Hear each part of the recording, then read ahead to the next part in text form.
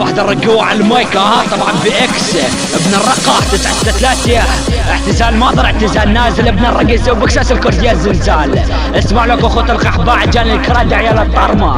اذا اسمع اخو قحبة كنت يجيب طار الرقة انا يتشوختوا لك اخوة القحبة يولع جان البويا كسختكم شلة قربات شلة نورية اذا كسخت البويا طلعتكم يا عيال القحبة. ولك اخوة المنيوكة تضربوا مراجل من ورا الشاشات ما تعرفين من الرقين يجمرت الكراد برا الشاشات ادعس عرضكم بالكلاشات يا اخوة القحبة.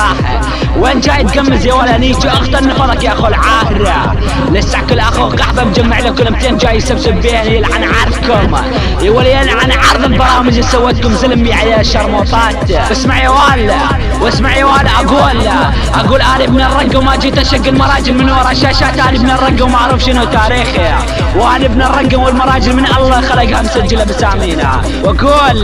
واقول حنا تاريخ والتاريخ لا يتكرر واسمنا يتردد وغوبهم يتجدد. دخلنا عالم الفيس والانستغرام لكي نداوي المجرمين والحقراء وندمر العظماء. واسمع والعب على هواك احنا فوق مستواك ماشية 963 يا ابن الرقة. يلا تشاوي يا عيال الطرمات.